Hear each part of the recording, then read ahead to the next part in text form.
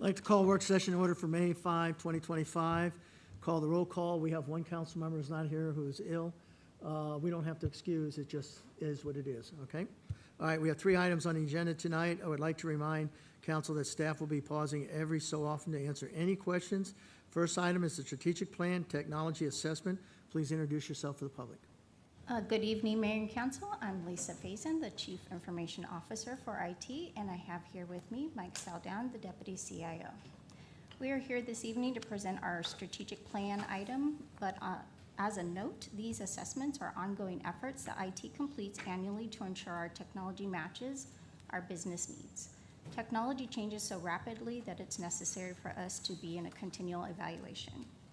So this evening, we're going to talk about evaluate current technology uses, needs in all departments, and identifying emerging trends. First, we're going to highlight what some of the trends have been for IT over the past several years. A major focus since 2009 has been on data, capturing data that can help make better decisions. This becomes a heavy focus when it was pushed by the federal government levels as big data. As it sounds, this focuses on large volumes of data to improve government processes and becomes more lean. In the last 5 years, data is the center of all new technology trends, including AI, being able to automate, integration between multiple systems, and how to increase our security postures. So what does this mean to Goodyear, you might ask? IT started our technology journey in late 2024 by surveying our city employees who interacted with IT. This was completed with our existing staff and operational funds. One of our business partners assisted to send an industry standard survey that measured our core IT services. Through the survey, we were able to learn which of the IT services were most important and if the services were meeting their needs. The survey was sent to 640 city staff. We had a 17% response rate, which was about 109 responded across all departments. This also included all levels of staff, from line staff to directors. The results showed that the top 3 priorities highlighted in the chart here is being able to connect to a reliable network, devices, which are our laptops, desktops, or other items used, and our application suites, which is the software they work in. As you see here on this slide, we had an overall satisfaction rating of 75%, and this will be our survey we used as a baseline while we dive deeper into improve our services for these core areas. The remainder of our presentation will provide an overview into, first, our software assessment we completed, our hardware analysis, and the city's core network infrastructure, otherwise called our data center. Our focus for these assessments was identifying duplicative software and standardizing our hardware based on the current industry trends.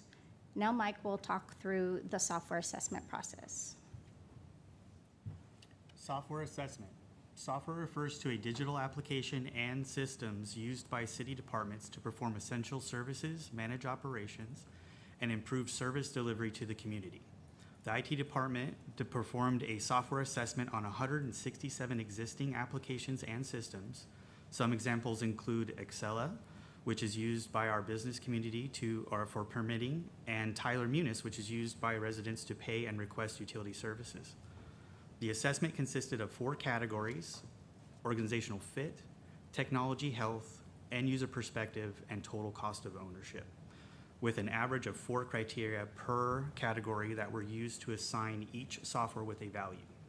We use these values to determine our recommendations for current and future software. Here are some key insights from the assessment.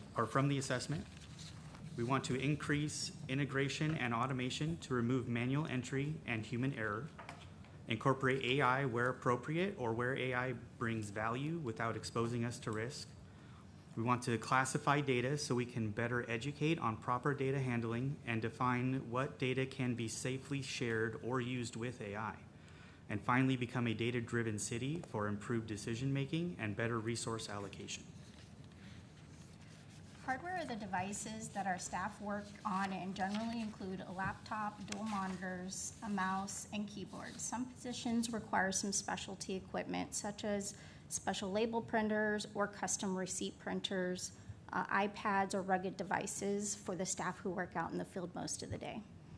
Over the past couple of years, IT had an intentional focus on our hardware improvement to mitigate delays with delivery, getting the right type of devices for staff to perform their daily job duties, and having IT staff with the skills to support the hardware we deploy. This was accomplished by starting a bulk ordering process that ensures devices are always available. We selected devices that support a mobile workforce. And lastly, we standardized our fleet by positions and work types. Through this effort, we were able to bring down the cost of hardware, ensure our hardware is deployed with minimal to no downtime, while having standard devices allowed staff to sharpen their skills and become subject matter experts. Again, we sent out a survey to city staff who had broken devices, multiple devices, or just had a general ticket for hardware. This survey had questions focused on if the employees felt they had the right type of hardware and if the hardware supported their daily jobs. The responses highlighted that staff generally liked the laptops and monitors, but found that they had poor battery life. Some needed more than one device to perform their job duties, such as having a laptop and an iPad. The same individuals, though, were willing to consolidate devices had they had the right type of device for their job. Others highlighted the need for better performance, such as speedier systems. Next is the IT data center, as shown in this picture above. An IT data center is a secure facility that houses the city's core computing infrastructure, including servers, storage, and network equipment, which support critical applications and services. A hybrid environment.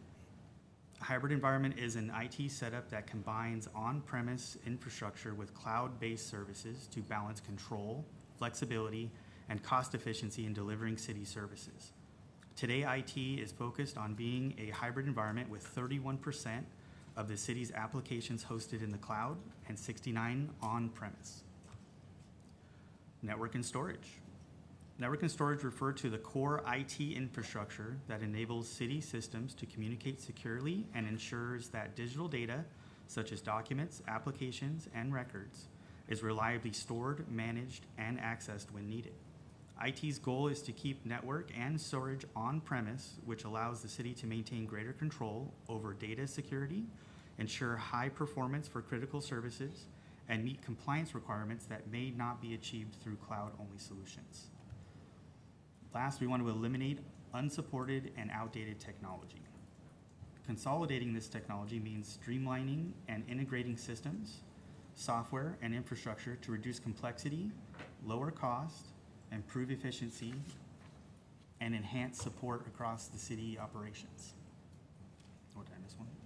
Eliminating unsupported and outdated technology involves replacing aging systems with more modern solutions to reduce risk, improve performance, enhance security, and ensure long-term sustainability of city services.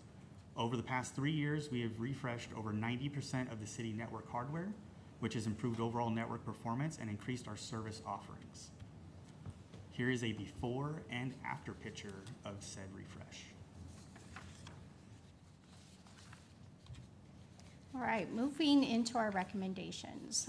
What we are recommending out of our assessment, and is something that we'll work on incorporating to our strategic planning, is that we found that 30% of our 167 software applications that were assessed were identified to meet city staff needs, which means we just need to maintain. We need to have a focused effort on prioritizing upgrades, adding new features, or implementing enhancements. While there's also additional 48% of our software that needs to be refocused to increase city staff satisfaction. This will include retraining on how to use the software, fixing root causes of low business value, and keeping the software refreshed. Lastly, we found we had about 22% of our software portfolio that could be consolidated or retired. These included duplicative software used by multiple departments for the same purposes, such as asset monitoring or project management tools. Any requested enhancements or features for these 22% of software could be canceled or prioritized lower, and this could also lead to reduced costs for software renewals. In the area of AI, we started first with publishing a new guideline that governs what type of data could be used with AI. And secondly, we're seeking use cases from the departments to align with the right tool. And lastly, we'll start exploring our own internal tools to make sure that we mitigate any risk associated to AI. And of course, like I mentioned, we'll bring forth in our strategic planning any additional projects that would help to minimize the duplicative software and consolidate staff over to the reduced software. In the area of hardware, we want to focus more on increasing hardware satisfaction, and we recommend switching our laptop devices to a 3-year life cycle. Currently, they're on a 5-year life cycle. Majority of our tickets for IT occur in years 4 and 5 for a laptop. Additionally, laptops become out of date as it relates to performance due to how fast technology changes. Having a 3-year life cycle will keep staff on the latest technology that performs better. We are recommending only issuing desktops for shared devices. Otherwise, staff are issued a laptop to make them more mobile ready. Currently, we have 37% of our staff with a laptop versus 63% of staff with a desktop. And lastly, we'll look at models to find a better solution for positions that need both an iPad and laptop. Have more vendor demos to find laptops that are served as also as iPads. And final is we'll continue to ensure our replacement cycle is completed in a timely manner and proactively address any potential failure points. Our goal is to have 95% of our replacements done in the year in which they're due. And lastly, our recommendation for our data center is to continue using a hybrid solution. And when we're evaluating vendor applications, that is what we'll consider. We'll finish implementing any redundancy between our current data center and what is here at City Hall. We'll also ensure that our hardware is standardized to not require more extended space. And our last action item would be to plan for our future disaster recovery site outside of Goodyear to ensure if a catastrophic event happens in Goodyear, we have the ability to recover off-site and minimize any downtime to perform core city services. And that concludes our presentation this evening, and we're here for any questions you might have. Open it up. Any questions? You got one? Sure. Go ahead. Thank you for this overview. It looks like we're really taking steps to be prepared for the future, for the demands. I like hearing about AI coming into play because that's what's happening out there, and we've got to embrace it. Just 2 quick questions on your software. Is there a process where users or departments come to you or an analyst to determine if that system will work well within the city, or does everybody just go out and buy their own? We actually have a purchasing process where the departments will submit a request. They can submit it all throughout the year or during our budget cycle.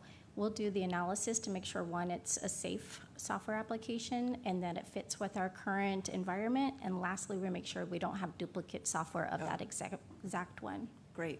And what will be the frequency for ongoing assessments?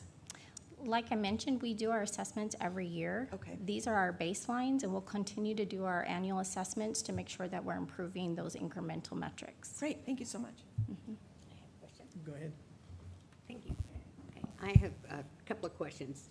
When you were saying that it's 31% cloud storage and 69% storage in-house, how much does the cloud storage cost us? And who is in charge of it? How do we know it's secure? And the cloud storage typically is referring to our software applications that are hosted. As far as our own cloud storage, we have very little that we're actually storing in the cloud right now, and so our costs are very minimal. Okay, so 31% is very minimal. Yeah, most of these are software that are hosted, so those prices are included with our software renewals. Okay, and you also mentioned that if you have a laptop, you're not going to have a desktop. Correct. So if we're going to work in the office, we have to bring our laptop in to work at our desk. And those are assessments we'll make with each individual and their type of job duties to make sure that it's got the best fit. Okay. And my last question is, I know you assess this every year. Do we have vendors that actually come to us with new and exciting IT programs that they want to show us, and Yes. how do you do it? How do you handle that? Yes, actually, they work through our third-party reselling vendors. In fact, just next week, we have Dell who asked to come present to us on what their current hardware options are available.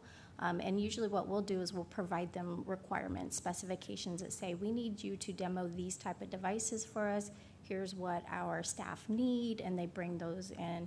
Often they'll let us test and demo it for maybe a couple months, and then we send those test demos back.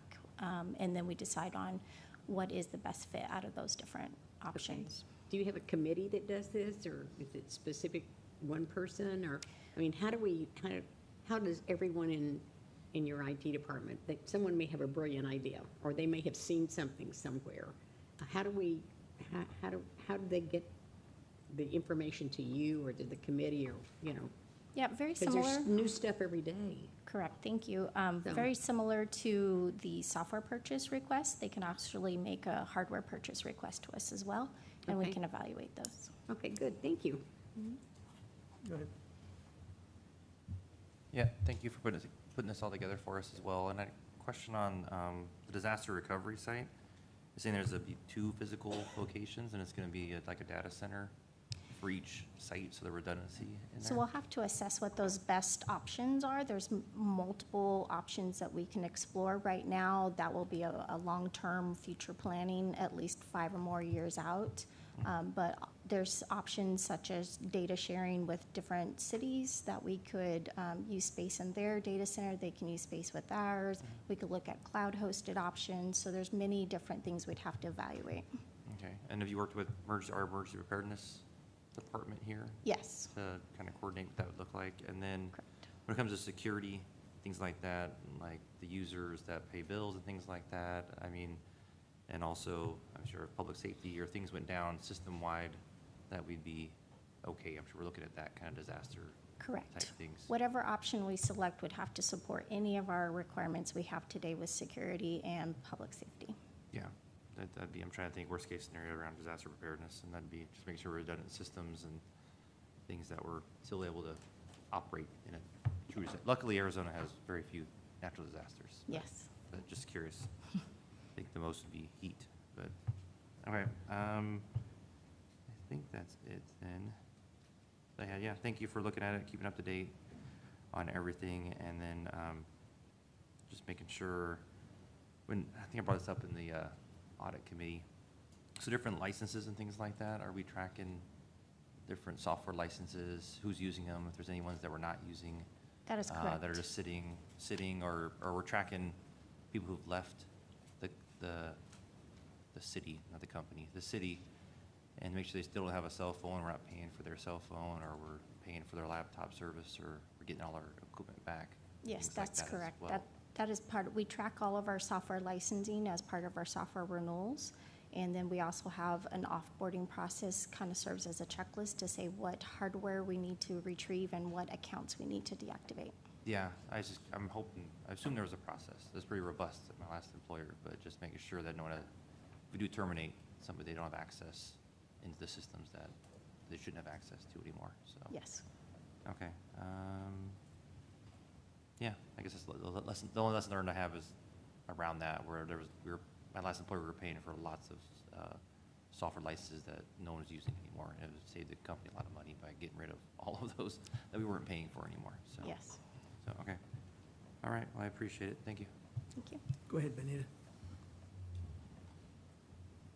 So when staff are working from home, is there any additional security that's needed, or is it on the same network, or how does that work? The beauty of that is when we do have software that is hosted, then they do not need any additional security measures in order to access it. If they are accessing something that is within our city network, we do have a protocol that they can utilize to access it in a safe manner. Thank you. Well, I appreciate the presentation. He kind of asked the question I was at, make sure that all of our licensing is paid for that we're using, and we don't have any excess that's not being used. So I appreciate that response that you got, because that's very important. All right, thank you. Thank you, Mayor and Council. Next up, we have, let's see, the strategic plan, remote work update from, let's see.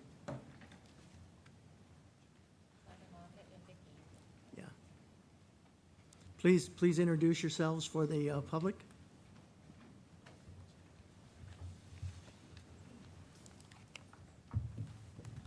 Good evening, Mayor and Council. Lyman Lockett, Human Resources Director. Tonight I'm here with Deputy Director Vicki Lackey to give you an update on remote work as part of our strategic plan.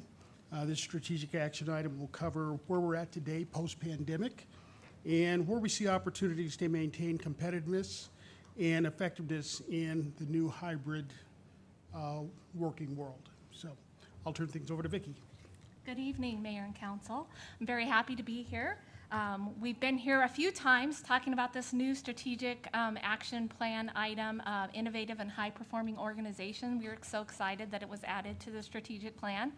But the specific item we're here to talk to you about tonight is remote work, evaluating and implementing the best practices for remote work policies for seamless customer service.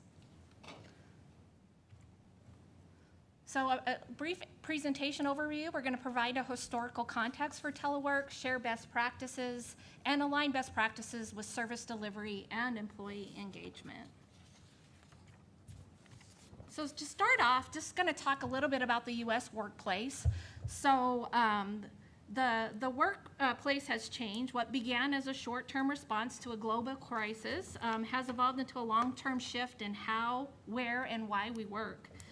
Robert Half, the world's largest specialized talent solution and business consulting firm, looked at 6 million job postings across the United States, and their research showed that fully in-job office jobs reduced from 83% to 63% in 2023 to 2024 alone. That's that upper turquoise line there on the graph. In addition, with that shift, hybrid jobs increased from 9% to 23% in that same time frame. The flexible model, combining the in-office work with some remote work, that's that lower blue line that you're looking at. And then that yellow line is totally, fully remote jobs. Their location site is somewhere other than the office. That didn't increase as much. It was about a 5% increase over the time. So what we're seeing is hybrid models do remain dominant. Loss of telework would negatively impact retention. A significant portion of the workforce prefers remote or hybrid arrangements. According to Gallup research, 54% of office workers say they'd leave their job for one that offers more flexible work time. We're also seeing the college graduates. We're seeing 9 to 5 being a thing of the past. 67% of new college graduates feel that 9 to 5 job is a thing of the past, a big increase from the 55% of the 2024 graduates that felt the same way. And then we're also seeing the class of 25, they only know hybrid or remote work. They were in high school when the pandemic shifted that typical workplace model.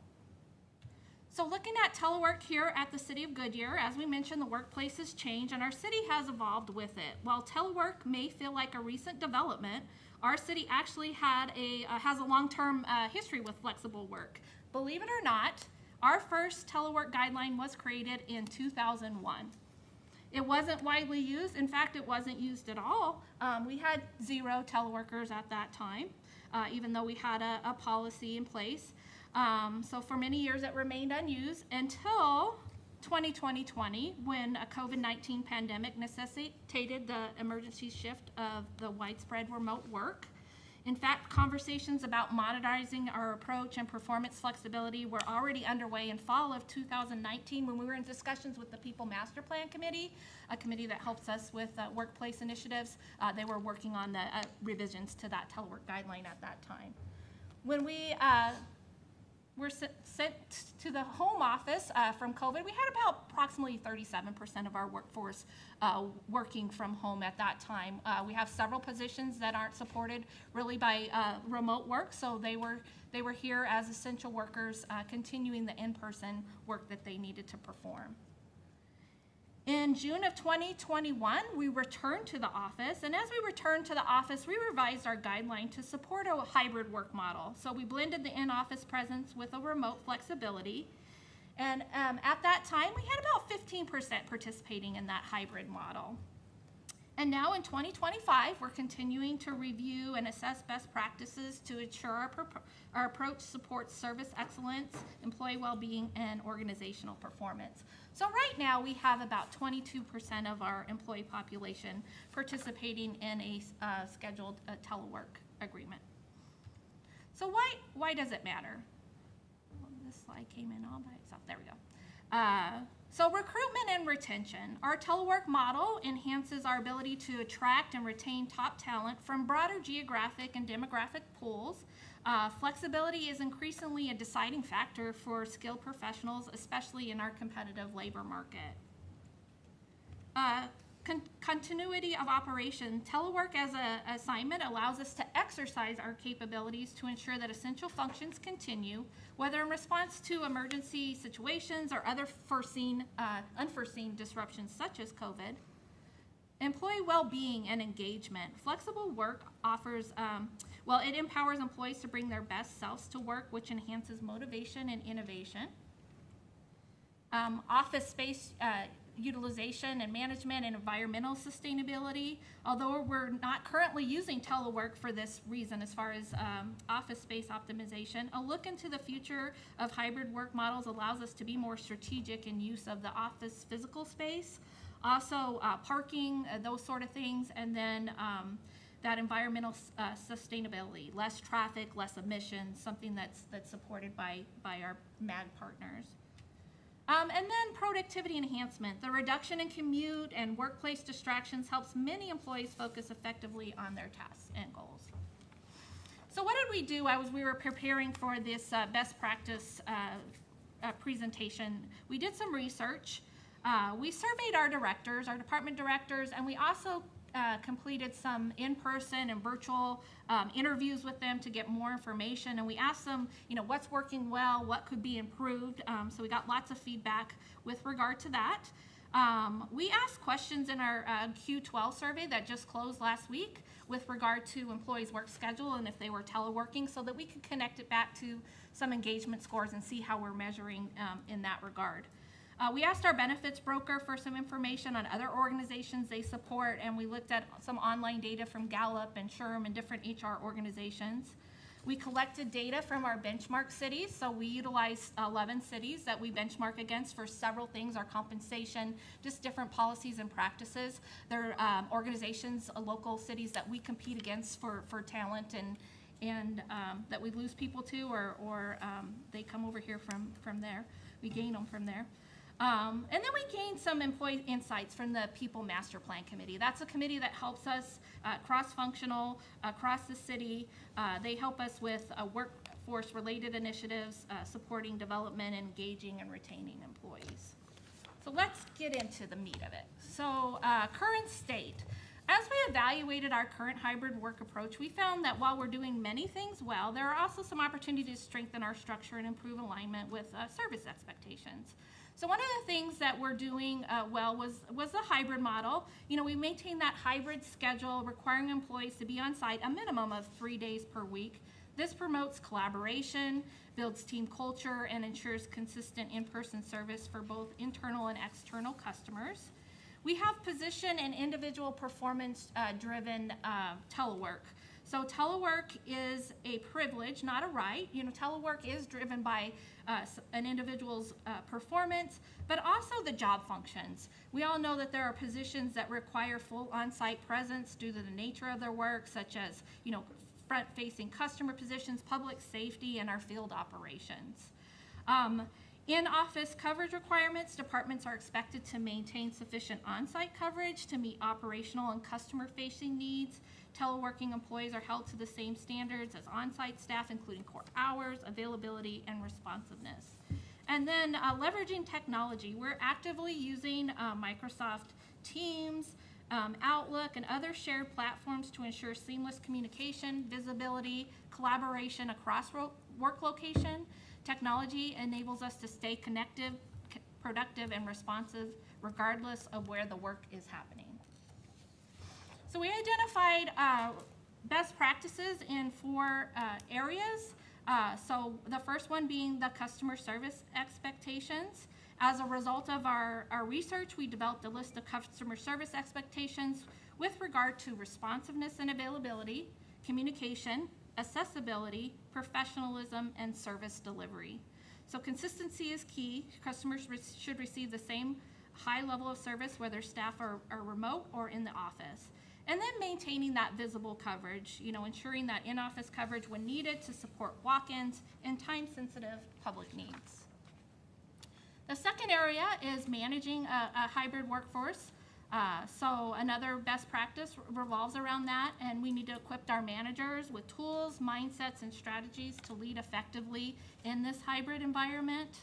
We do have a telework agreement, but something that we wanted to take it to the next level is have that review that agreement at least annually with the employee during their performance review time. So it's not a set it and forget it. Reviewing it at least annually assures alignment with the evolving job duties, employee performance, and departmental needs. It also reinforces accountability and allows for course correction when needed. Another best practice under managing that hybrid workforce is clearly defined expectations for supervisors and employees. So supervisors should be setting clear goals and expectation, define measurable outcomes, deadlines, and priorities for all team members, regardless of where their working location is, and provide regular feedback and maintain communication rhythms and ensure performance is monitored fairly. Employees maintain responsiveness, meet deadlines, and proactively communicate progress and any challenges they may have, and uphold professionalism regardless of their location. Another best practice is empowering directors to customize the hybrid work approaches within their departments within the framework of the guideline. That they could develop even service level agreements. This flexibility ensures that operational decisions are tailored to specific service needs while aligning with city principles. And then monitoring results. We must measure what matters, whether that's service outcome, team engagement, or productivity. Monitoring results ensure hybrid work is delivering on its promise and allows us to make informed adjustments. We are able to monitor call center stats. We're able to monitor the number of calls that are received, the number of calls that are answered versus going to voicemail, and other metrics such as that. Best practice, flexible work environment. Because it aligns with employee needs and organizational goals while maintaining high levels of performance, engagement, and service delivery. We need to maintain our customer-centric philosophy. We are public servants, therefore a best practice hybrid work approach begins with the customer in mind. We prioritize responsiveness, accessibility, and high quality service, whether we're in the office or remote. A flexible model must never compromise our ability to serve, rather it should enhance it through innovation and efficiency. That optimum balance, not more than 2 days remotely or out of the office and combined with a flex schedule, that helps us to maintain that strong team connection, ensure service delivery, and set them that hybrid rhythm. Strikes the right balance, allowing flexibility for employees while preserving in-person collaboration, mentoring, and situational responsiveness. Again, that office presence remains essential to support walk-ins, cross-functional needs, emergent issues. Each team is responsible for ensuring consistent in-person coverage aligned with business hours and service expectations. The last area for best practice, maximizing that technology.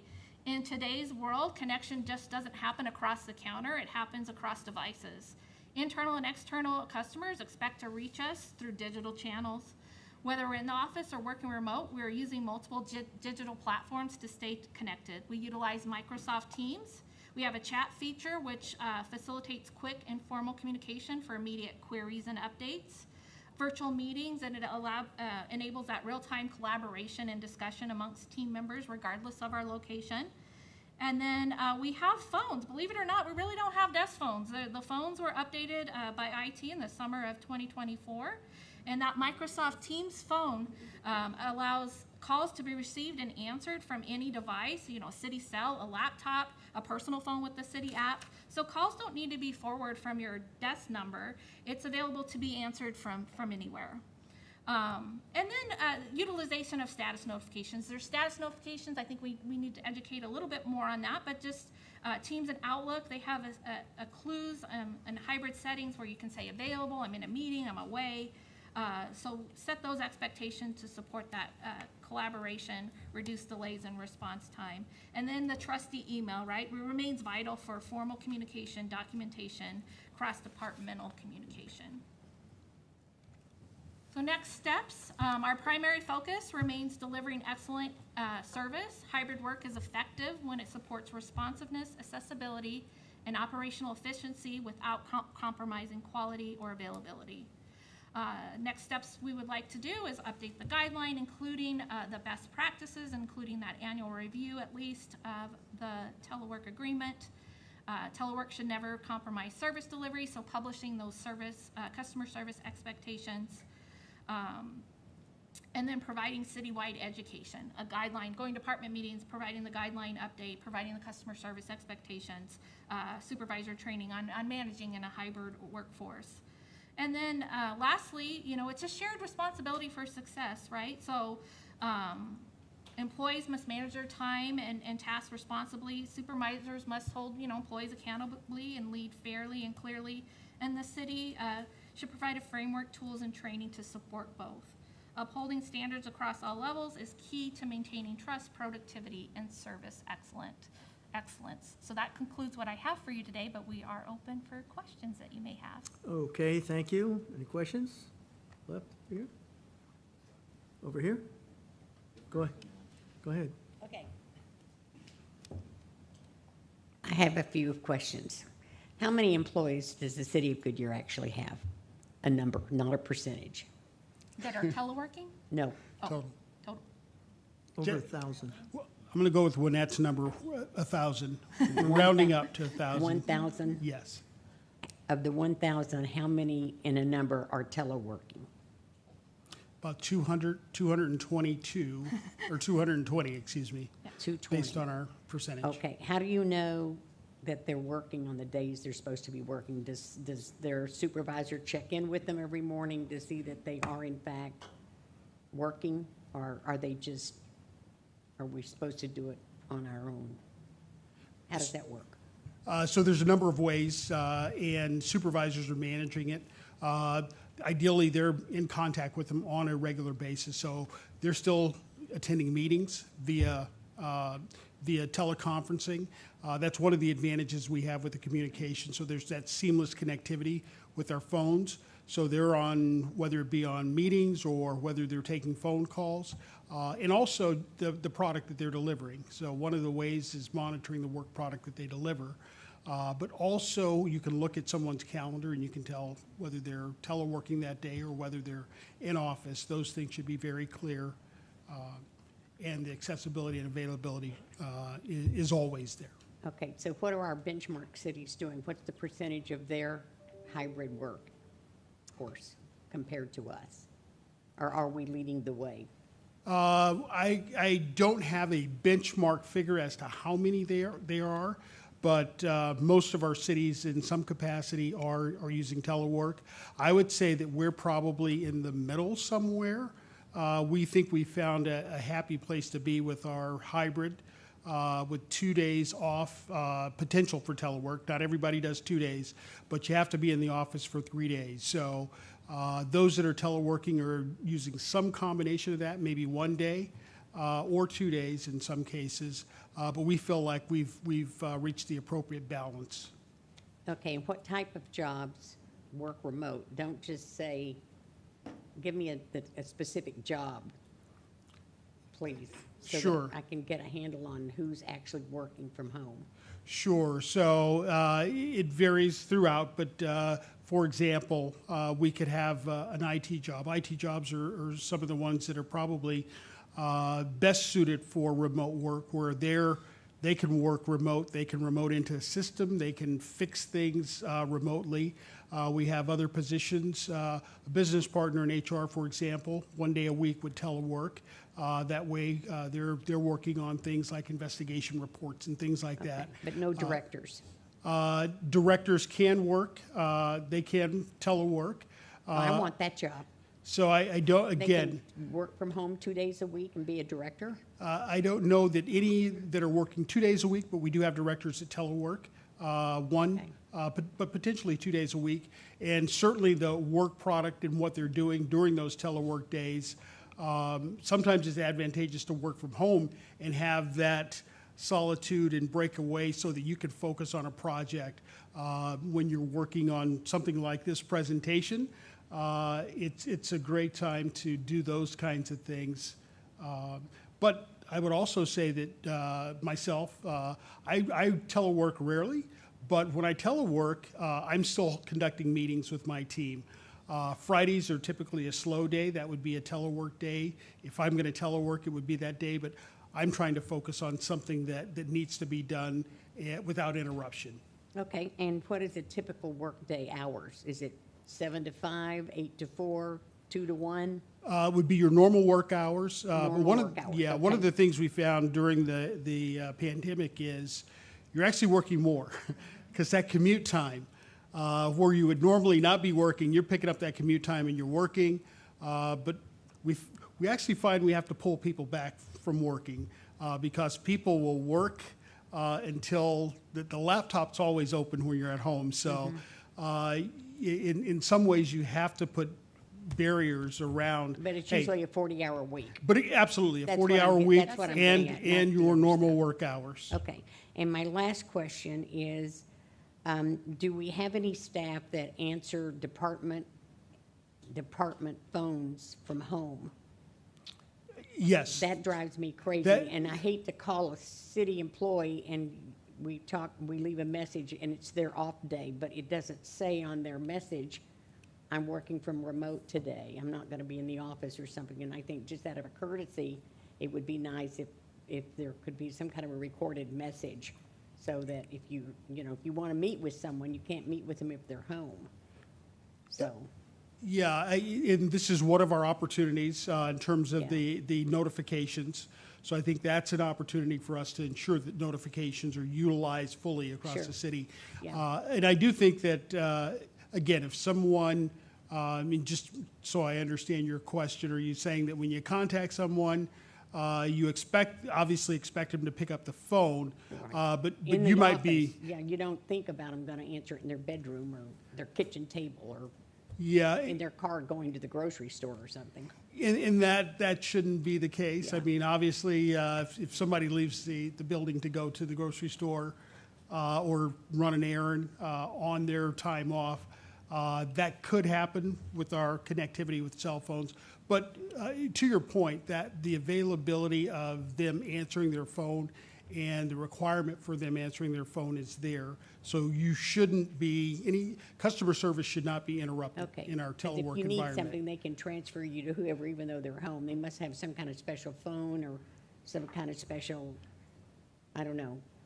I mean, I can't Yeah, connect to the Microsoft city Teams. when I'm home at all unless it's on Microsoft or Zoom. Yeah, I don't if you're have the calling on the capability. phone, it's going to ring wherever they're at, Wherever on their they- cell yeah, phone, on their laptop. Okay. So that level of connectivity should be very seamless, and you Good. shouldn't have any issues getting a hold of anyone. Oh, that's great. Okay, well, thank you. This is interesting. I'm not familiar with hybrid. I never worked hybrid. I was never allowed, and I wouldn't even if I was allowed to do it.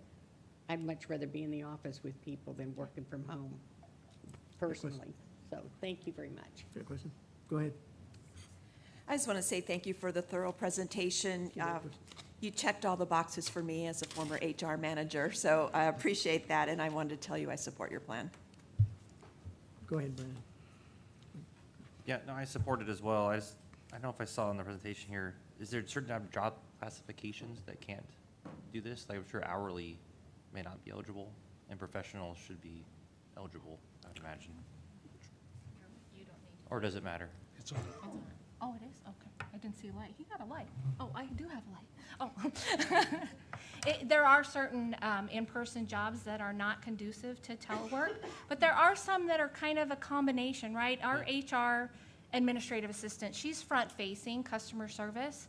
that position doesn't telework, but in engineering, maybe a back office admin assistant that works more on projects might be eligible to telework. So it's not a cut and dry for every position, but obviously we're not going to fight fires from home or arrest people or manage the parks or keep our ballparks so beautiful from home. So there are quite a few positions that are not eligible to telework. No, I mean, I like the flexibility, and that's what it seems like it is. As long as they're doing their jobs, we're good is pretty much the guidelines they're talking about here. So, yeah, I'm okay, as long as people are getting the job done. So however you want to do it, that's what the flexibility is really convenient for the staff too. So, yeah, I'm okay with it. I was just curious, just because some of her questioning was if hourly employees were eligible, which it sounds like they are. They So, are, all right, yes. thank you. Benita? I also thank you for your presentation.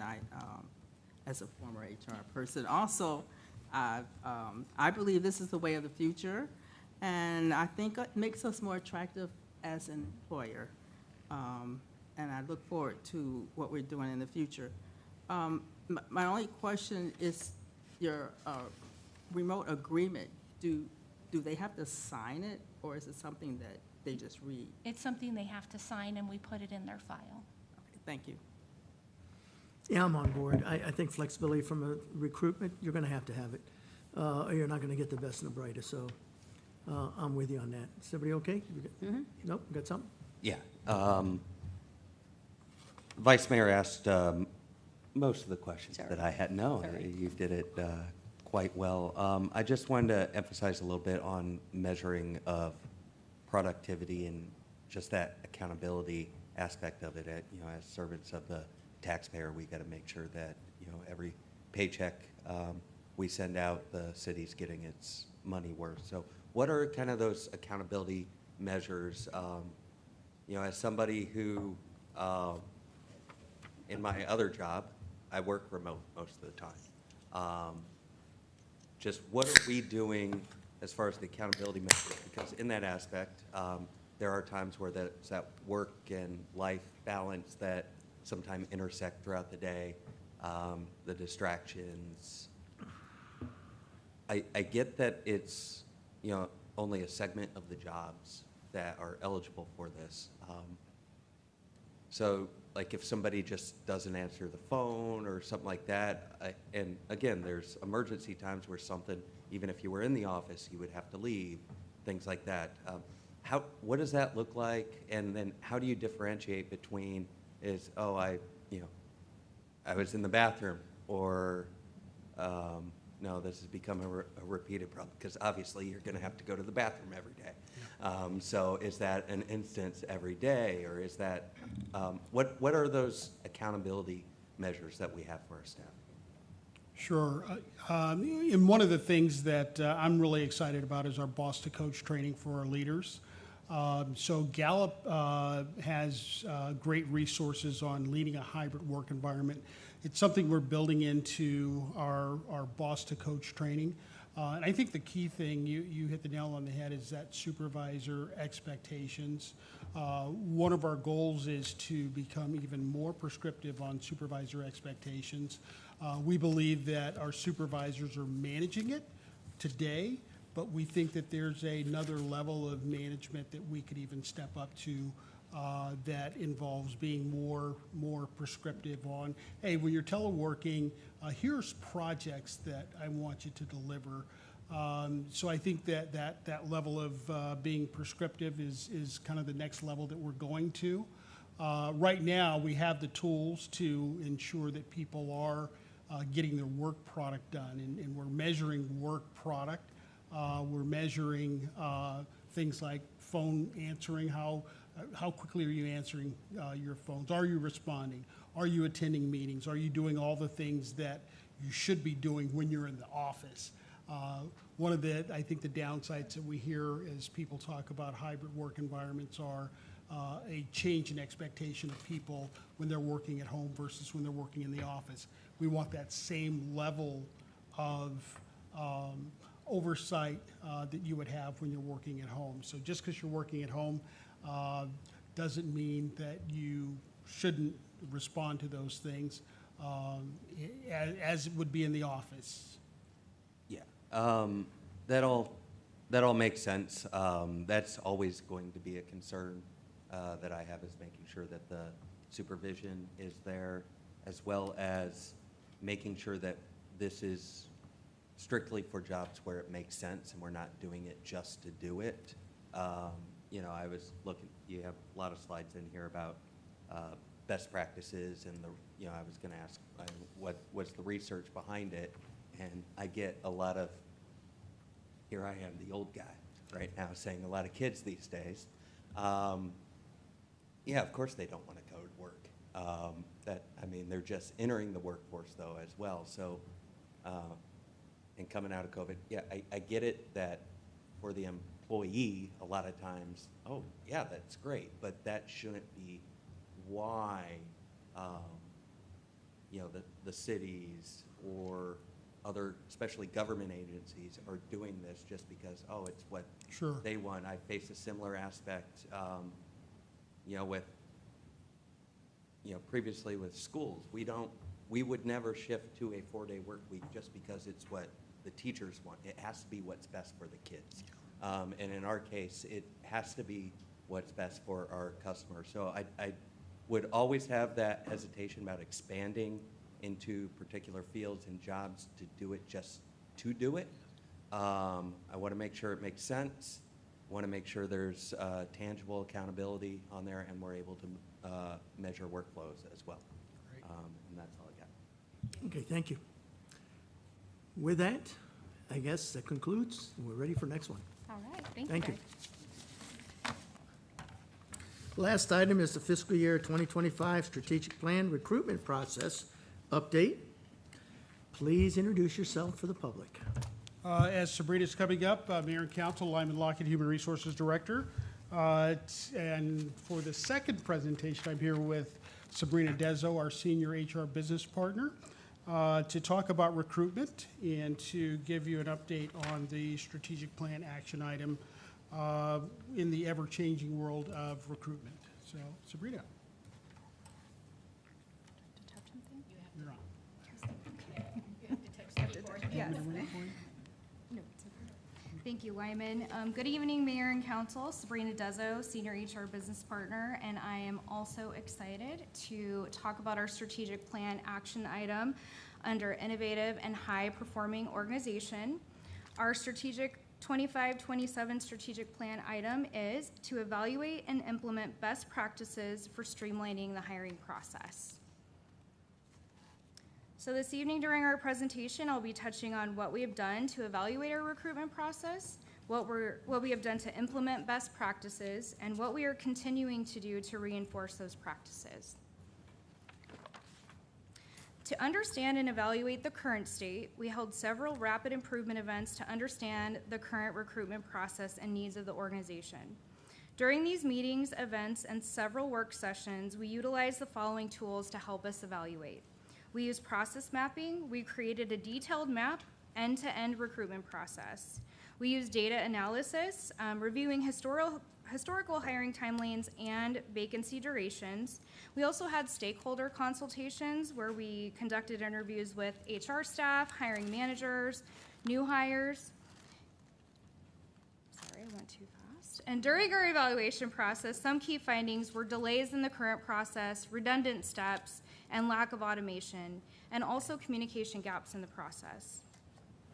As mentioned previously, we utilized a process called process mapping. Now, we created a detailed map of the end-to-end recruitment process, and this graphic is not to be read, it's very small.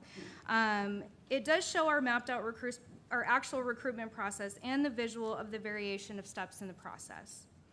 After mapping out the process, first we had to evaluate our time to fill.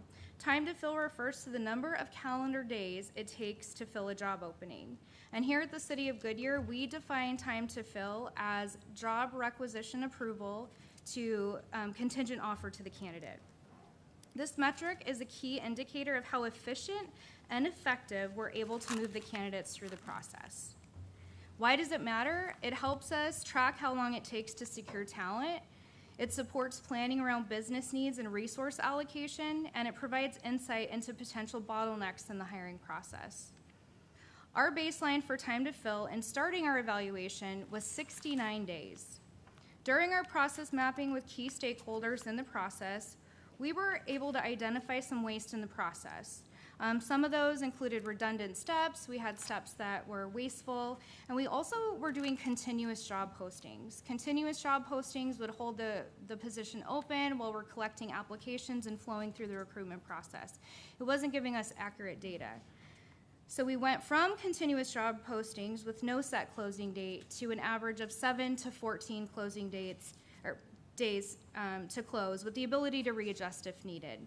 And after implementing some of those changes, we came to a target of 46 days to hire. With our process mapped out and our target time to fill timelines identified, we began to measure our actual results. As you can see, in tracking our time to fill in FY25, we have an average time to fill of 49 days, alongside our target time of 46 days. In comparison to peer municipalities nationwide of similar size, we're averaging a time to fill of 14 days quicker than our peer organizations. As a part of our efforts to streamline and clean up the recruitment process, we recognize the importance of making sure our data was more meaningful and more accurate, particularly in relation to time to fill. To achieve this, it was essential to distinguish between sworn and non-sworn positions when tracking time to fill. To identify a target time to fill for both police and fire sworn roles, we worked with each respective department's assigned hiring recruitment team to map out their process similar to what we did with our non-sworn positions. After mapping out each department process and identifying some improvement areas with those respective teams, we identified a target time to fill for each. In looking at the opportunities in sworn fire, we did identify areas that were causing delays in the process, and some of these included kind of the same, our time to fill, our job posting duration, how we were opening these job postings. Sworn fire had an average open posting for about 45 days, and during our process, we agreed to experiment with active recruitments being open for a duration of 21 days and utilizing social media and advertising outlets to alert that the position would be posted soon. Also, the use of public safety answers. This allows fire recruits and lateral candidates to record their interviews at any time from any location. Online interviews allow us to view up to 8 times more candidates in that first round interview versus traditional in-person interviews. And it also allowed the candidates, time without taking time off, and out-of-state candidates to be more convenient. After review and evaluation of their process, we identified a target time to fill of 61 days for sworn fire positions. We then did the same with sworn police. In PD, we were using a continuous job recruitment, so the same that we were talking about.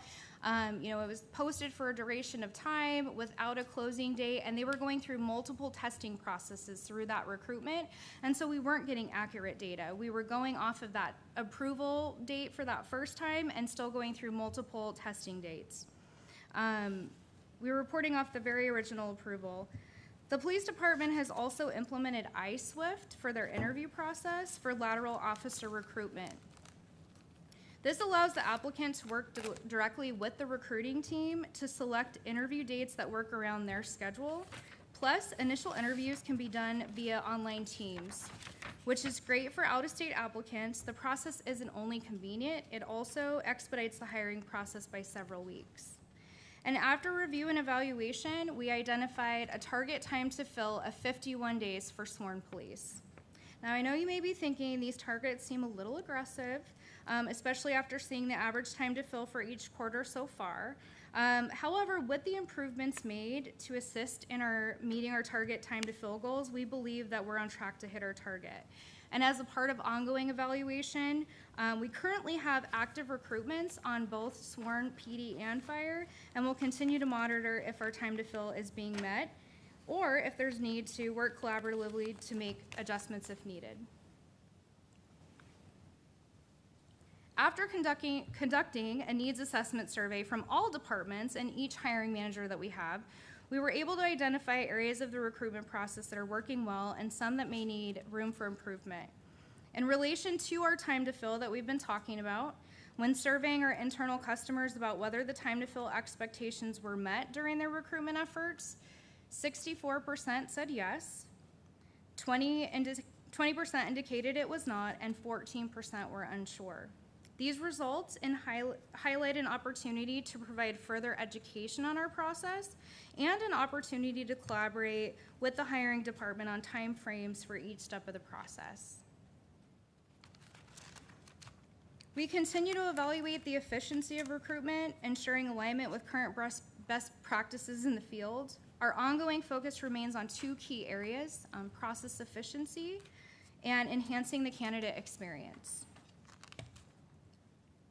By embedding evaluation into our recruitment cycle, we ensure that our practices stay relevant, efficient, and candidate-friendly. One way that we track and evaluate our process and performance is by daily visual management. We do a 5 to 10 minute meeting every day to overview the active recruitment activity.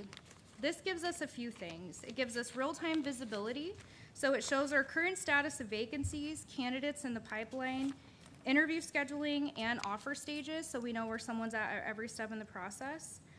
Early problem detection, so those bottlenecks we were talking about that may cause delays, they're quickly identified and allows for proactive solutions. It allows for team accountability and alignment, so it clearly shows who owns each step and offers visibility on that, and also for prioritization. It helps balance workloads amongst our team. It turns data into daily action. An employee's relationship with their organization begins far before their first day of work. The experience an organization provides to a candidate during the recruitment process directly influences how likely they are to accept a job offer. Gallup recently surveyed employees who had changed their jobs in the last 12 months. According to their data, timeliness, efficiency in the process had the second largest impact in their decision to take the job offer, right behind interview process. Continuing to monitor our time to fill metrics will support the efficiency in the process for the candidate. And a Career Plug 2025 candidate experience report showed that 66% of candidates said a positive experience influenced their decision to accept the job. In our final streamlining steps, you'll see what we've done to keep transparent and timely communication with our candidates. We've taken steps to make our recruitment process more efficient, including the following initiatives: so automation opportunities, enhanced candidate experience, and what we're doing for candidate sourcing. A point of our streamlined approach has been to improve candidate experience by adding convenience to the candidate. Automation tools have given us the opportunity to do that. Under system utilization, we have implemented self-scheduling. This allows the candidate at their convenience to schedule a time for a pre-screen or interview that is most practical to them, kind of like how Public Safety Answers and iSwift did for SWORN. This also gives a detailed record of the interview details to the candidate and creates an automatic schedule for our hiring panel. Some other opportunities were the job offer through the system, so e-offers and e-references. Not only does it get official items to the candidate quicker, but it creates a document flow in the system, eliminating the need for a paper and manual process. Also ensuring that all of our job descriptions and positions are updated in the system. This not only helps our team with the ease of posting jobs, but also allows all job seekers to view the current classifications. We've also instituted pre-screening as a part of our interview process and evaluation process. Pre-screening candidates allows the hiring manager to have eyes on more candidates in the process by allowing quicker, more flexible touch points virtually. This also provides quicker turnaround for the candidates and face-to-face touch points. As we continue to evaluate our recruitment process, analytics and reporting will be imperative. Not only for time to fill, but also sourcing effectiveness, quarterly reporting, and diversity metrics. It's important for us to continue to seek and understand the most current methods of communicating with a growing workforce. Although automation is nice for process improvements, we are very cognizant that we don't want to fully automate candidate communication because the balance is key for human touch. We have a recruitment analyst who's a one point of contact for all of our recruitment processes. We offer communication touch points through the system for the candidate and the hiring manager, and that elevates at each point of the process. Recruitment touch point meeting for each vacancy, so the recruitment analyst and the assigned business partner will meet with that hiring manager to understand the needs. And then during our interview process, we have moved to one note taker. So our recruitment analyst takes the notes for that panel, and it allows that hiring manager to engage more with that candidate. We've also had to leverage technology. Technology advancements offer innovative tools and platforms to enhance the recruiting process. And some that we have talked about and implemented include pre-screening, interviews. We utilize Microsoft Teams, iSwift, and public safety answers. And then just our culture of feedback, ongoing feedback from the candidates and the hiring manager. We have a post-hire survey for both new hires and hiring managers, and we'll continue to collect that data. And our last point is candidate sourcing. So to remain competitive in a dynamic talent market, we are taking a creative approach to candidate sourcing, probably a more proactive approach. This includes expanding our reach through non-traditional channels such as industry-specific platforms, incentives for hard-to-fill positions, employee referral incentives, and also building community partnerships, and we'll talk a little bit about those. A couple of areas that we continue to build on in-house are our grow our own. So individual development plans, which encourage and allow employees to grow in their field and career and utilize mentoring programs such as Goodyear Grows. Our volunteer program, this allows awareness of city programs, city departments, and it's been a pipeline in which volunteers have successfully been hired into full-time positions. And to build on opportunities for community partnerships, we are a SkillBridge official partner. SkillBridge partners with military transition, offering internships and opportunities, and although we have not had any placements as of yet, it is something that we continue to pursue. And there are many different areas of the organization that we are continuing to see attrition in, and we've looked for creative ways of cultivating future candidates. In looking for ways to educate future employees on different fields, we've actually turned to the high schools for possible partnerships. We are lucky to have 3 local high schools in our community, about to be 4. And for the 24-25 school year, we partnered with Agua Fria High School District and Buckeye Union to encompass Estrella Foothills High School. And we worked on direct placement of interns in our water services department. First, it takes commitment from that department and leadership to support it. And second, it takes an ongoing partnership with schools targeting students who are not sure what their next step is after graduation. We were able to successfully place 6 interns who worked early morning hours with us each day before going to their school campus. They worked alongside team members who taught and coached them through the trade, and the experience was not only meaningful for the students to have a paid working internship and experience, but for us to foster a great place to work, offer them a hands-on experience, while meaningful contributions from the placed interns. The goal of the experience is not only education, but creating a pipeline of candidates into that line of work. While some have plans of pursuing higher education right away, others knew that entering the workforce was going to be their next step.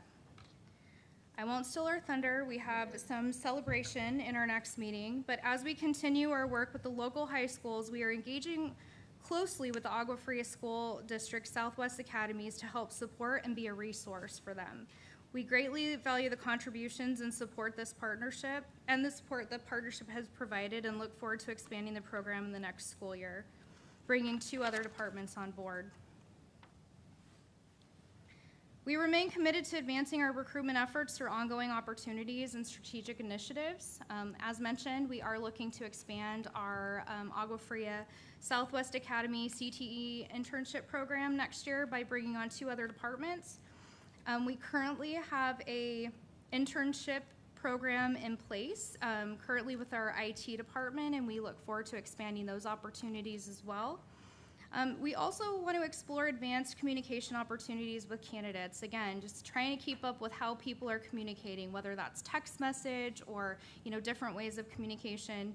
And then also we look forward to working on integration with our Munis system that allows information to flow from system to system. And with that, are there any questions that I can answer? Okay, thank you. The side over here, anybody? Good? How about over on this side? Go ahead, Laura. Just a few comments. I just want to say this was a very interesting presentation, and I think in the years I've been in council, I haven't really heard a deep dive into our recruitment process. And certainly things have changed over time, certainly post-COVID and all. So I found it particularly interesting. And government is not known for fast hires, and so I think you've set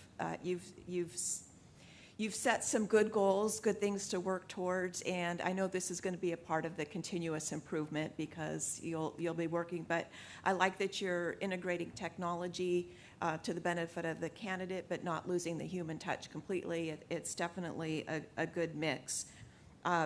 Just a comment, I've seen a lot of ads for firefighter recruit and police officer lateral and new hires on social media, so it's really getting out there.